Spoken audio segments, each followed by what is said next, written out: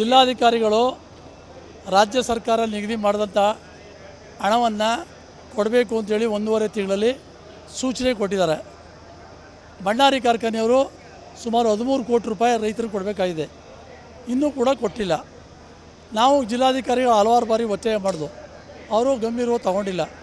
ಸಕ್ಕರೆ ನಿಯಂತ್ರಣ ಕಾಯ್ದೆ 1966 ಪ್ರಕಾರ ಸಕ್ಕರೆ ಗೋಡನ್ನು ಜಪ್ತಿ ಮಾಡಿ ಮಾರಾಟ ಮಾಡಿ ಸಕ್ಕರೆನ ರೈತರಿಗೆ ಹಣ ಕೊಡಿಸುವಂಥ ಅಧಿಕಾರ ಇದೆ. ಅದು ಯಾಕೆ ಜಿಲ್ಲಾಧಿಕಾರಿಗಳು ಮಾಡ್ತಾಯಿಲ್ಲ?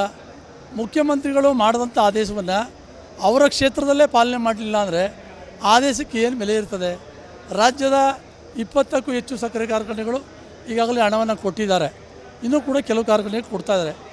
ಇವರು ಕೋರ್ಟ್ಗೆ ಹೋಗಿದ್ದರು, ಕೋರ್ಟಲ್ಲಿ ನ್ಯಾಯಾಲಯ ಕೂಡ ಅವರಿಗೆ ಸ್ಟೇ ಕೊಡಲಿಲ್ಲ. ಇಂಥ ಪರಿಸ್ಥಿತಿಯಲ್ಲಿ ಹಣ ಕೊಡಿಸ್ಬೇಕು ಅಂತಕ್ಕಂಥದ್ದು ನಮ್ಮ ಹೋರಾಟ. ಆ ಹಿನ್ನೆಲೆ ಇವತ್ತು ಜಿಲ್ಲಾಧಿಕಾರಿ ಕಚೇರಿ ಮುಂದೆ ಪ್ರತಿಭಟನೆ ಮಾಡ್ತಾಯಿದ್ದೀವಿ. ಮತ್ತು ಬ್ಯಾಂಕ್ಗಳಿಂದ ಕಿರುಕುಳ ಆಗ್ತಾಯಿದೆ, ಮತ್ತು ಖಾತೆ ಮಾಡೋದಲ್ಲಿ ರೈತರಿಗೆ ಕಿರುಕುಳ ಆಗ್ತಾಯಿದೆ, ಮತ್ತು KEBಲಿ ಅಕ್ರಮ ಸಕ್ರಮ ವಿಚಾರದ ತೊಂದರೆ ಆಗ್ತಾಯಿದೆ. ಇವೆಲ್ಲ ವಿಚಾರದ ಬಗ್ಗೆ ನಾವು ಚರ್ಚೆ ಮಾಡಬೇಕು ಅಂತೇಳಿ ಪತ್ರ ಕೊಟ್ಟಿದ್ದೀವಿ. ಜಿಲ್ಲಾಧಿಕಾರಿಗಳು ಕಚೇರಿಲಿಲ್ಲ, ಅವ್ರು ಬಂದು ಏನು ಹೇಳ್ತಾರೆ ಕೇಳ್ತೀವಿ. ನಮ್ಮ ಹಣ ಕೊಡಿಸೋ ತನಕ ನಮ್ಮ ಹೋರಾಟ ಮುಂದುವರಿಸ್ತೀವಿ.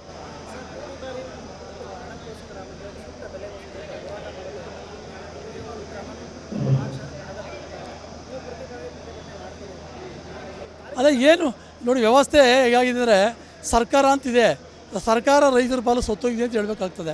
ಯಾಕೆಂದರೆ ಅವರು ಆದೇಶ ಮಾಡಿದ್ರೆ ಆದೇಶಕ್ಕೆ ಬೆಲೆ ಸಿಕ್ಕಲ್ಲ ಅಂದರೆ ಆದೇಶಕ್ಕೆ ಅರ್ಥ ಏನು ಬರ್ತು? ನಮಗೆ ಕಾನೂನುಗಳು ಹೇಳ್ತಾರೆ, ಪೊಲೀಸ್ನವ್ರ ಮೂಲಕ ಬಂದು ಇಲ್ಲಿ ಕಾನೂನು ಕಟ್ಟೆಗಳು ಹೇಳ್ತಾರೆ, ನಮ್ಗೆ ಹಣ ಬಂದಿಲ್ಲ, ನಾವೇನು ಮಾಡಬೇಕು? ಹೋರಾಟ ಮಾಡಲೇಬೇಕಲ್ವಾ? ಜಿಲ್ಲಾಧಿಕಾರಿ ಕಚೇರಿ ಮುಂದೆ ಕೂರಲೇಬೇಕಲ್ವಾ? ಅದಕ್ಕಾಗಿ ನಾವು ಕೂತಿದ್ದೀವಿ. ಇಲ್ಲ, ಜಿಲ್ಲಾಧಿಕಾರಿಗಳು ಏನು ಪ್ರತಿಕ್ರಿಯೆ ಕೊಡ್ತಾರೆ ನೋಡ್ತೀವಿ. ಆನಂತರ ನಾವು ನಿರಂತರವಾಗಿ ಇಲ್ಲೇ ಕೂರ್ತೀವಿ. ನಮ್ಮ ರೈತರ ಖಾತೆಗಳ ಹಣ ಬರಬೇಕು, ಬರೋ ತನಕ ನಾವು ಚಳುವಳಿ ವಾಪಸ್ ತಗೊಳ್ಳೋ ಪ್ರಶ್ನೆ ಇಲ್ಲ.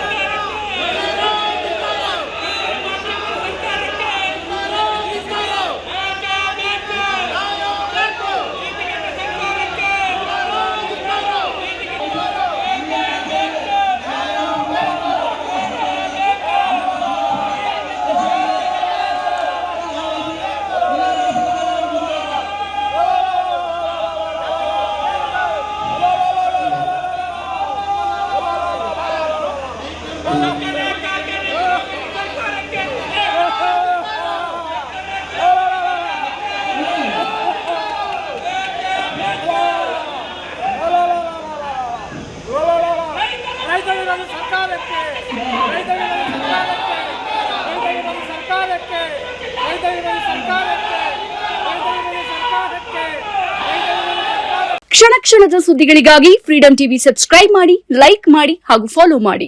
ಹೊಸ ಸುದ್ದಿಗಳ ನೋಟಿಫಿಕೇಶನ್ಗಾಗಿ ಬೆಲ್ ಐಕಾನ್ ಮೇಲೆ ಕ್ಲಿಕ್ ಮಾಡಿ.